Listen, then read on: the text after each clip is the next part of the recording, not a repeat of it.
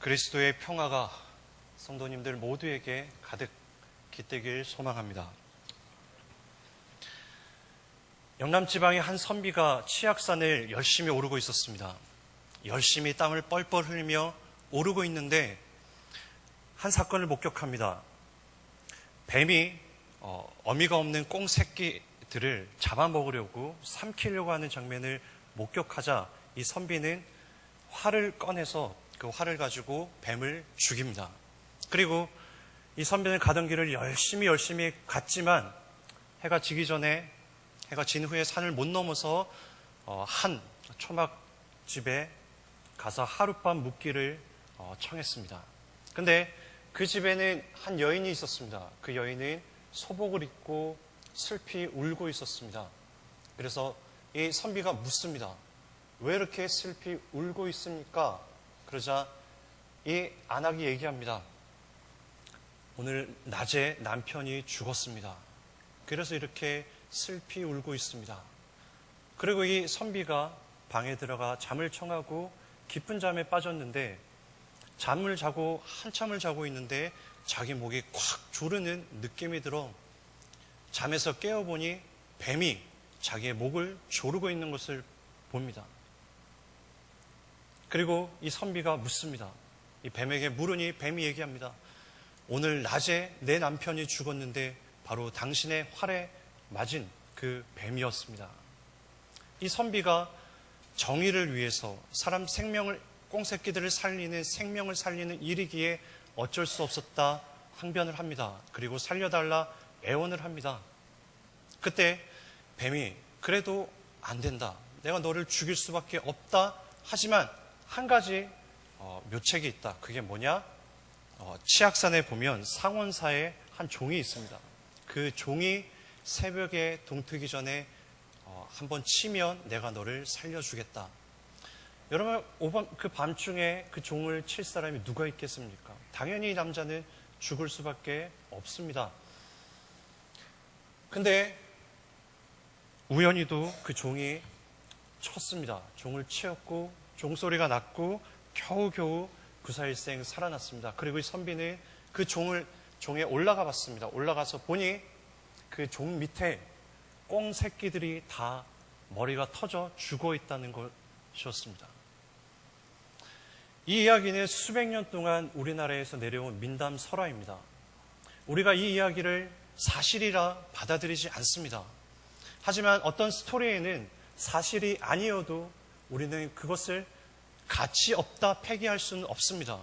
왜냐하면 그 스토리에는 사실이 없더라도 어떤 진실성이 들어있기 때문입니다. 어느 날 집에 퇴근하고 가보니 아내와 아이들 둘이 엉엉 울고 있습니다. 왜 이렇게 우나 봤더니 마당을 나온 암탉이라는 동화책 한 권을 셋이 꽉 가슴에 붙들고 울고 있습니다. 여러분, 그 마당을 나온 암탉이 그 스토리가 사실 아닙니다. 하지만 거기에는 뭔가 우리의 삶이 공감할 수 있는 어떤 진실성이 들어있기 때문에 우리가 스토리에 힘을 느끼는 겁니다. 오늘 방금 이야기한 치악산 상원사의 이 유래 이야기는 우리가 세상을 살아가는데 어떤 사람은 복을 받고 어떤 사람은 고난에 처하고 이거를 설명할 길이 없는 겁니다. 그래서 사람들이 봤을 때 보편적으로 어떤 생각을 가지냐? 착하게 살면 복을 받고 나쁘게 살면 저주를 받는다는 보편적인 법칙을 발견합니다. 이게 우리가 알고 있는 권선징악입니다. 우리 이 권선징악이 사실이 아니라 하나의 일반 보편 법칙임을 어떤 진실성이 있기 때문에 우리가 이것을 믿습니다. 근데 이 권선징악에 따르면 착하게 살면 복을 받고 죄를 지으면 저주를 받는다.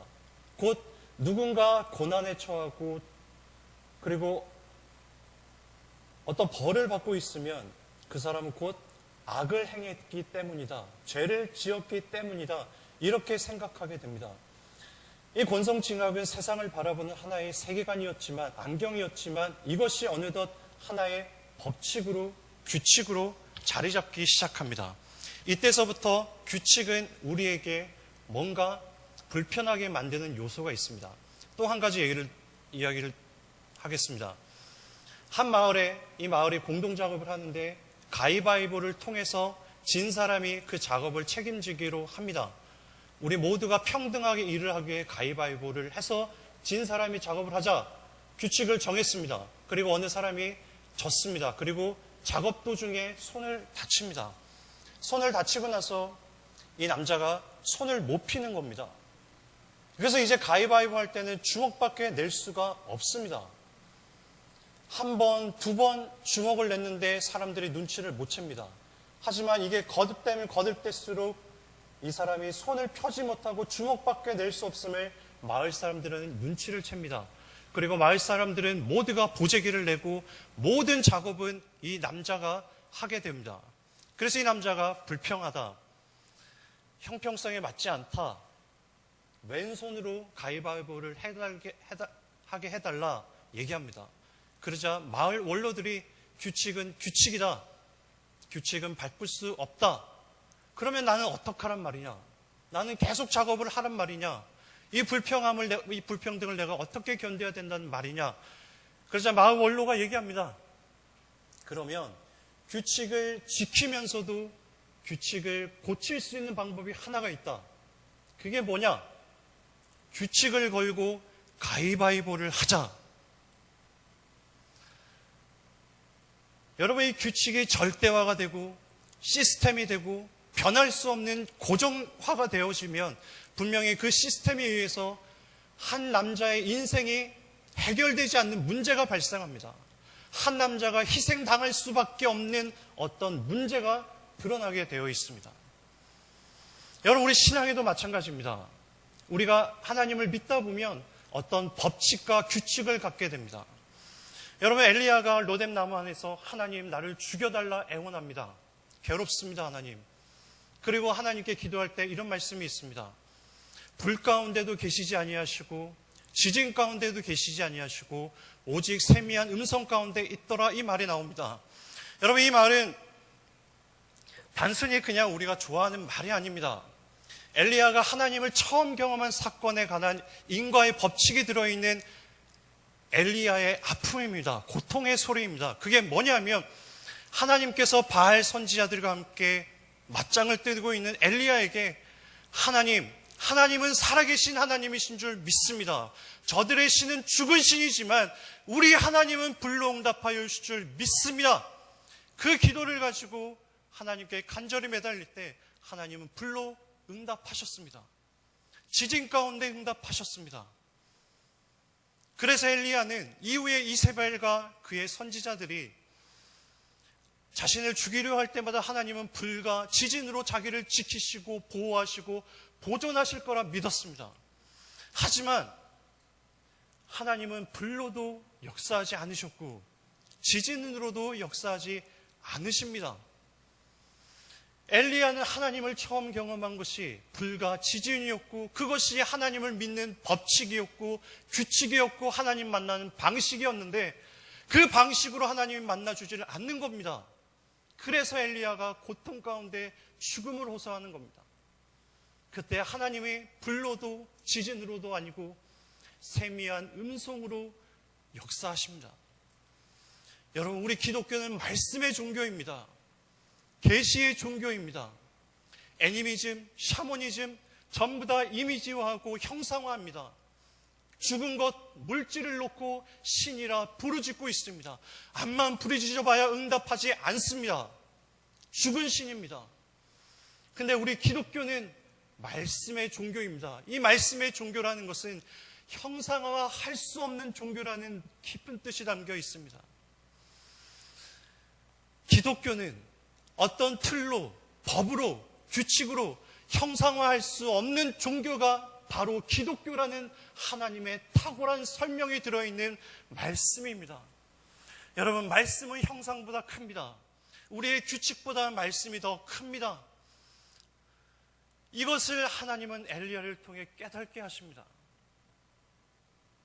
여러분, 우리의 신앙생활을 할 때 내가 가지고 있는 믿음의 규칙으로 설명되지 않는 악과 고난이 옵니다. 오늘 욥의 이름에 담겨있는 뜻이 하나님은, 하늘의 하나님은 어디에 계십니까? 라는 뜻입니다. 여러분, 이스라엘 백성들에게 하나님께서 욥기를 주신 역사적 정황이 있습니다.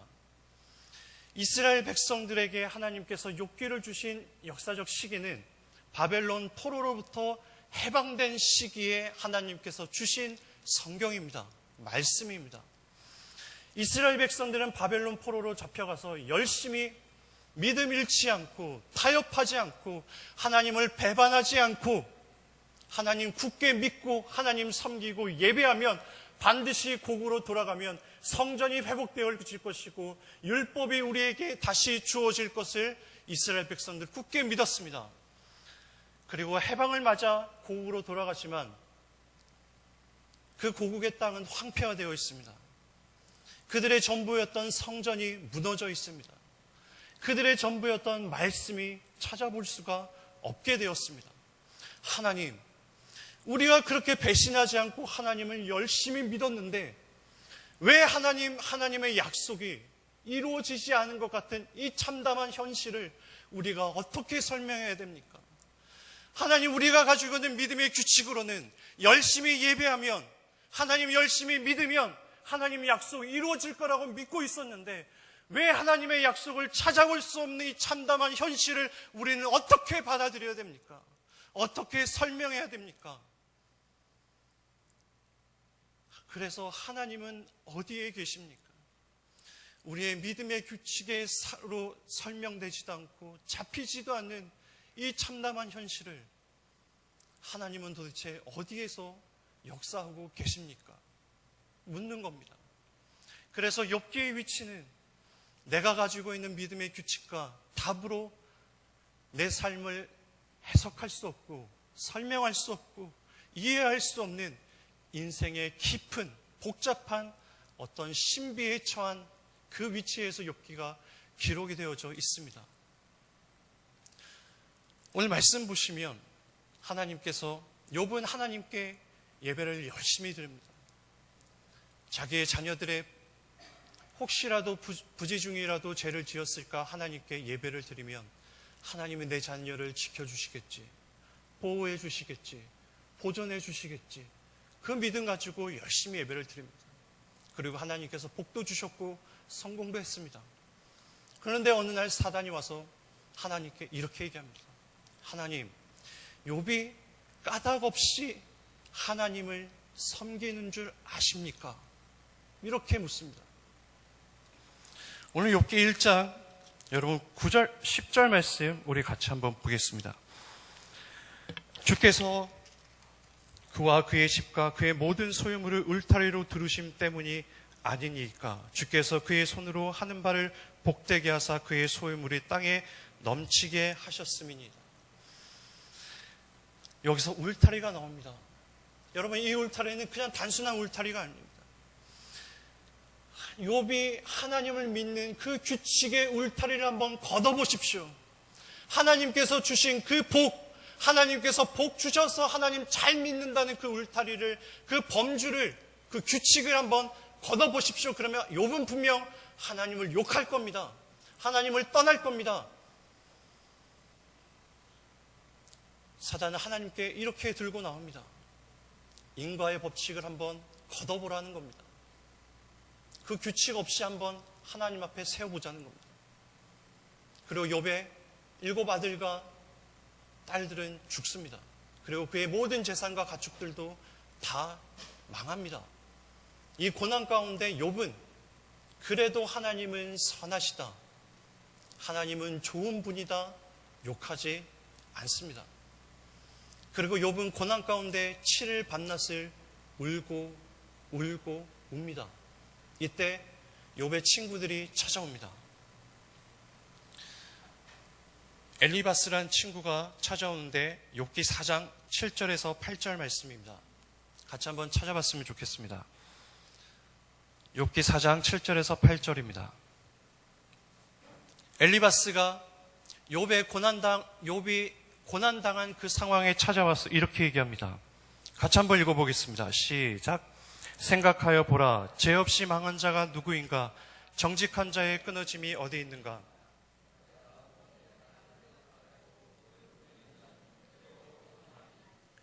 아멘. 엘리바스가 얘기해, 너 생각 좀 해봐라. 너 왜 고난이 너에게 왔겠냐? 까닭 없이 그 고난과 악이 너에게 찾아왔겠냐? 생각하여 봐라. 너 죄 지은 게 있을 거다. 이게 유대인들이 가지고 있던 믿음의 규칙이었습니다. 하나님 잘 믿고 착하게 살면 하나님 복 주시고, 하나님께 죄 지으면 하나님 고난 주시고 악 주신다는 겁니다. 그래서 욥이 고난당하고 이 악이 찾아온 것은 욥 네가 죄를 지었기 때문이 아니냐? 너 부지 중에라도 하나님께 죄 지은 게 있지 않냐? 회개해라. 엘리바스가 얘기합니다. 여러분, 엘리바스의 말이 틀립니까? 맞습니까? 문맥에 상관없이 하나님께 회개하라는 이 말 맞습니다. 정답입니다. 우리 신앙의 귀중한 유산입니다. 근데 욥기 1장 1절에 보면 욥기의 전제가 붙어 있습니다. 이 전제가 없이는 욥기가 우리에게 이해가 되지 않습니다. 욥기 1장 1절입니다. 우스 땅에 욥이라 불리는 사람이 있었는데 그 사람은 온전하고 정직하여 하나님을 경외하며 악에서 떠난 자더라. 욥은 죄 지은 적이 없다입니다. 정직했다 얘기합니다. 그래서 엘리바스가 찾아와서 너 회개해라. 너 죄 지었기 때문에 하나님께서 고난 주시고 악 보내주신 거다. 근데 욥은 받아들일 수 없습니다. 욥이 뭐라고 대답하느냐? 6장 25절입니다.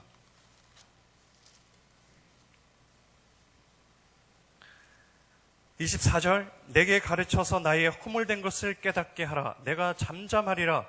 옳은 말이 어찌 그리 고통스러운고. 이 말은, 그래, 엘리바스는 이 말 맞다. 죄 지으며 하나님께 회개하는 건 맞지. 근데 나는 죄를 지은 적이 없다. 내가 미치겠다. 나도 지금 팔짝 뛰겠다. 나도 지금 이 고난과 악이 어떻게 해석이 되고 설명이 되고 해석을 해야 될지 도저히 모르겠다. 근데 너 자꾸 회개하라 그러냐? 자꾸 옳은 말 하냐? 그 옳은 말이 나를 지금 오히려 더 괴롭게 하는구나. 고통스럽게 하는구나. 여러분, 우리 신앙생활 하다 보면 회개할 일이 있습니다. 그리고 그게 답일 경우 있습니다. 근데 여러분, 내가 그 회개를 통해 하나님을 경험했다 해서 여러분 옆에 있는 모든 성도의 삶의 고난과 악이 죄 때문이다. 회개해라. 예배해라. 기도해라. 이 당연한 답으로 설명되지 않는 성도의 삶이 우리 옆에 존재한다는 겁니다.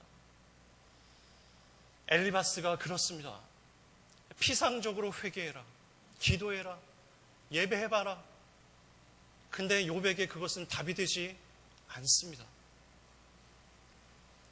그리고 욥의 친구 빌닷이 찾아옵니다. 욥기 8장 8절입니다. 청하건대 너는 옛 시대의 사람에게 물으며 조상들이 터득한 일을 배울지어다. 우리는 어제부터 있었을 뿐이라 우리는 아는 것이 없으며 세상에 있는 날이 그림자 같으니라. 이 무슨 얘기입니까? 욥아, 네가 조상들의 지혜보다 깊으냐? 네 인생 해봐야 그림자다. 70년, 80년이다. 근데 조상들의 대대로 내려온 지혜는 수백 년, 수천 년의 지혜가 담겨 있다. 그 수백 년, 수천 년의 지혜가 뭐냐? 하나님은 악한 자에게, 죄 지은 자에게 고난을 보내주신다는 겁니다. 이게 유대인들이 가지고 있던 전통적 지혜였습니다. 근데 욥은 그게 아니라 얘기합니다. 그러자 빌닷이란 친구가 그러면 네가 전통보다 크냐? 네가 더 깊으냐? 이렇게 묻는 겁니다. 11절입니다. 왕골이 진펄 아닌 데서 크게 자라겠으며 갈대가 물 없는 데서 크게 자라겠느냐? 왕골은 갈대 같은 겁니다. 진펄은 질퍽질퍽한 땅을 가리킵니다. 갈대가 여러분 어디서 자랍니까? 질퍽질퍽한 땅에서 자랍니다. 이 질퍽질퍽한 땅은 뭐냐? 조상들의 전통을 가리키는 겁니다. 조상들의 지혜를 가리키는 겁니다. 그리고 얘기합니다. 갈대가 물 없는 데서 크게 자라겠느냐. 물도 유대인들의 전통 지혜를 가리키는 겁니다. 무슨 얘기냐? 갈대가 물을 떠나고 질퍽질퍽한 땅을 떠나 살 수 있냐? 존재할 수 있냐? 그 생명의 유지가 되냐? 그것처럼 너 조상들의 전통 그 지혜를 벗어나서 네가 그거보다 크냐? 너 그거 벗어나서 생존할 수 있냐? 너 없다는 겁니다. 조상들의 전통과 지혜가 더 크다는 말입니다. 욥의 대답이 9장 1절에서 3절에 기록되어 있습니다. 욥이 대답하여 이르되 진실로 내가 이 일이 그런 줄 알거니와 인생이 어찌 하나님 앞에 의로우랴. 사람이 하나님께 변론하기를 좋아할지라도 천마디에 한마디도 대답하지 못하리라. 나도 하나님이 의로우신 걸 안다. 나도 하나님이 착하고 정직하게 산 자에게 복 주시고 죄 지은 자를 징벌하신다는 것 좀 나도 안다. 근데 나는 그런 죄를 지은 적이 없다. 지금 내게 있는 고난과 악은 그것으로 설명되지 않는다. 욥과 엘리바스와 빌닷 이들 모두가 간과하고 있는 것 한 가지가 있습니다. 그게 뭐냐? 천상에서 벌어지고 있는 하나님과 사단 사이의 이 사건은 욥도 엘리바스도 빌닷도 모릅니다. 이게 함정입니다.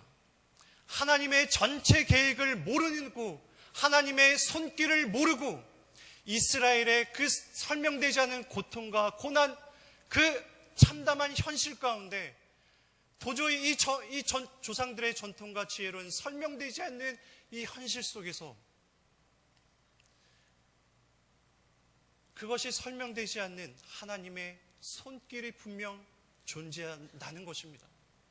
우리가 알지 못하는 하늘의 힘과 능력과 신비로움이 우리의 삶 가운데 분명 존재한다는 겁니다.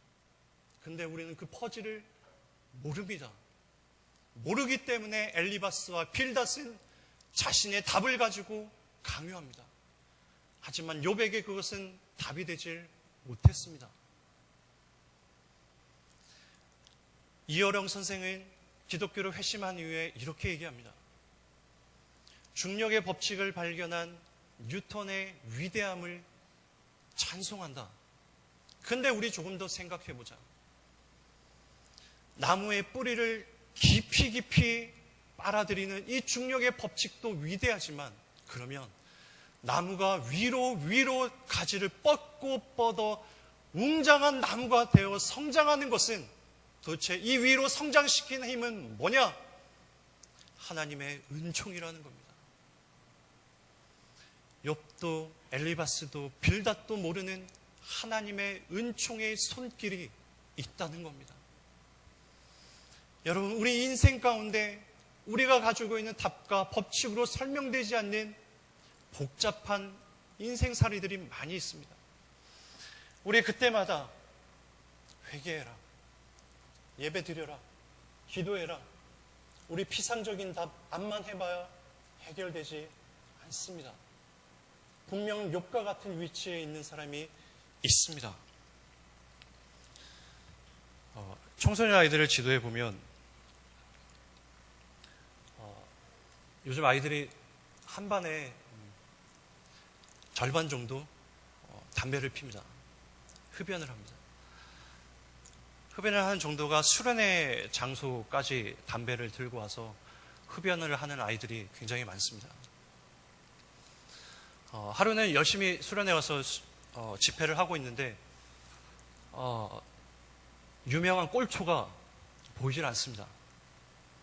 그래서 찾으러 그 밤중에 여기저기 가봤습니다. 갔는데 이 담배 피는 애들은 보통 이렇게 멋있게 안 핍니다. 영화 배우들처럼 이렇게 멋있게 안 피고 숨어서 찌질하게 핍니다.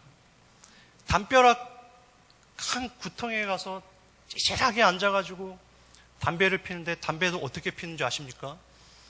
예전에 손 냄새를 맡으면 알았는데 요즘은 손 냄새로도 검사가 안 됩니다. 나무 젓가락에 끼워가지고 뻐끔됩니다. 머리가 굉장히 좋습니다, 우리 아이들. 이걸 목표했습니다. 이걸 어떻게 2단 옆차기로 그냥 아작을 내버려야 되나, 내가 지금. 욱하는 마음 다스리고 숙소로 데리고 들어갔습니다. 그리고 하나님께 묻습니다. 하나님, 어떻게 해야 됩니까? 그때 그 아이에게 우리 기도하자. 그리고 제가 그 아이에게 했습니다. 내 오늘 너에게 축복의 기도는 못 해주겠다. 내 오늘 너에게 저주의 기도를 내리노라. 그리고 저주의 기도를 했습니다. 뭐라 기도했느냐? 하나님, 이 녀석 신학교 가게 해주십시오.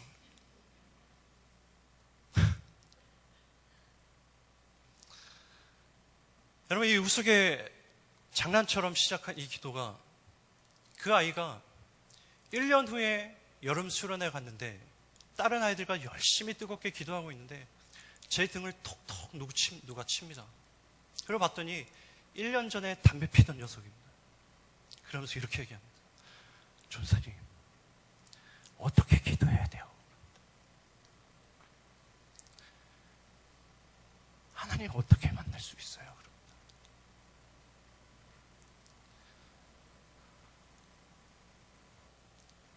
여러분, 청소년 아이들 버릇없고 예배 잘 못 드리고 답답합니다. 그런데 여러분, 그거 아십니까? 하나님은 일하십니다. 우리의 법칙을 넘어서 일하십니다. 1년 동안 무슨 일이 있었는지 누가 알겠습니까, 여러분? 근데 하나님은 일하셨습니다. 정확하게 1년 후에 그 아이가 하나님께 무릎 꿇고 하나님을 만납니다. 그리고 지금 신학교에서 열심히 훈련받고 있습니다. 여러분, 우리가 알지 못하는 천상의 하나님의 은총의 세계가 존재합니다. 그래서 우리 주님은 모든 유대인들이 그 당시 사회에 장애인은 무슨 죄를 지어서 저렇게 장애인이 되었습니까? 사회의 규범을 들이댑니다. 근데 예수님 뭐라 하는지 아십니까? 얘야, 무슨 죄를 지어서가 아니라 하나님이 하실 일이 있어. 주님은 그 사람의 죄를 보신 것이 아니라 하나님이 그 장애인을 통해 일하실 하나님의 손을 보았습니다. 여러분, 이게 우리 기독교입니다.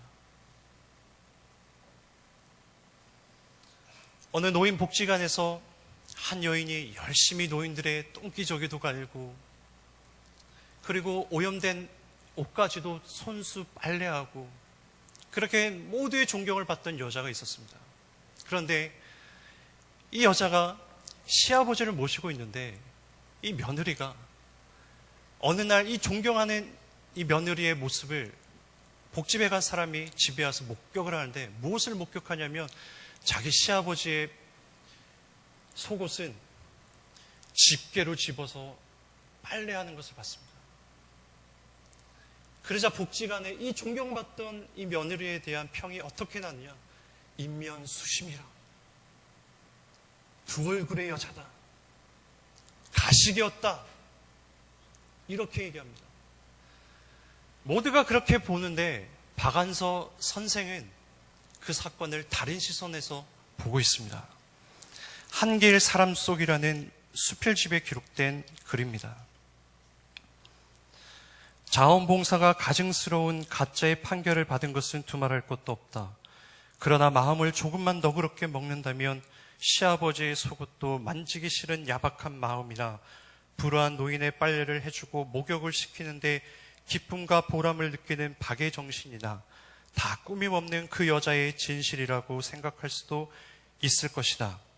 시아버지를 속으로 싫어하면서도 겉으로 공경할 수밖에 없는 억압된 심성이 그분의 옷을 집게로 짚는 행동으로 나타난 것과 마찬가지로 자신의 이중성에 대한 죄의식이 자원봉사라는 속죄 행위로 나타난 게 아닐까 오히려 자원봉사는 그 여인의 가식이 아니라 시아버지에 대한 죄를 속죄하는 마음이 나타난 거였다는 겁니다. 그래서 우리 예수님도 보시면 모두가 죄인이라 돌 던지려고 할 때 주님은 그 여인의 죄를 보지 않습니다. 주님 앞에 나온 그 여인의 마음을 봅니다. 복음서에 보면 주님 앞에 나온 여인들이 하나같이 하는 원어가 하나 있습니다. 불쌍히 여겨 주십시오라는 단어입니다. 이 말은 주님, 내 죄 좀 용서해 주십시오. 주님은 그 여인의 죄를 보신 게 아니라 속죄하고 싶은 그 여인의 마음을 보십니다. 그리고 주님은 그 여인의 마음을 알아주시고 받아주시고 딸아 평안히 가라. 오늘 네 믿음이 너를 구원하였노라 선포하십니다. 여러분, 우리 엘리바스도 되지 말고 빌닷도 되지 말고 여기 모두 다 속죄하고 싶은 마음 하나 가지고 하나님께 교회 다니지 않습니까? 우리 그 마음 옆에서 알아주는 마음, 공감해주는 마음, 그 마음 하나 함께 기쁘게 슬프게 신앙생활을 해가는 것, 그게 신앙생활 아니겠습니까? 너 회개해라. 너 죄지었다. 주일 성수해라. 누가 모릅니까, 여러분? 압니다. 아는데 안 되는 걸 어떻게 합니까, 여러분? 미치고 발작 뜁니다. 거기다 대고 피상적인 말 내쏟기보다 하나님의 은총의 손길이 그 인생을 만져달라고, 그 손길이 드러날 때까지 여러분 손꼽 붙들고 옆에서 기도해주는 마음,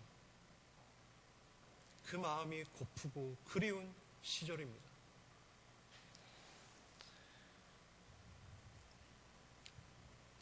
구상 선생님의 말씀의 실상이라는 글이 있습니다. 영혼의 눈에 끼었던 무명의 백태가 벗겨지며 나를 에워싼 만유일체가 말씀임을 깨닫습니다. 여러분, 우리의 눈에 법칙과 규칙과 범주화하는 우리의 신앙 언젠가 벗겨지는 날 올 겁니다. 그리고 우리 모두 알지 못하는 방식으로 하나님의 손길에 놓여 있습니다. 그리고 여러분, 우리 그날이 되면 모두 정금이 되어 있을 겁니다. 우리 그거 바라보고 함께 울고 웃는 공동체 되길 소망합니다. 기도하겠습니다. 하나님, 내가 경험한 법칙과 규칙을 타인의 신앙과 타인의 삶과 그 타인의 인생을 함부로 재단하지 않게 하시고 규칙에 잡히지 않고 범주화에 사로잡히지 않는 하나님의 크신 은총에 우리 모두 무릎 꿇게 하여 주시옵소서. 우리 모두 우리가 알지 못하는 하나님의 손길에 놓여 있음을 알게 하시고 하나님의 정하신 때가 되면 우리 모두 정금이 되어 있을 줄 믿습니다. 살아계신 예수님의 이름으로 간절히 기도드립니다.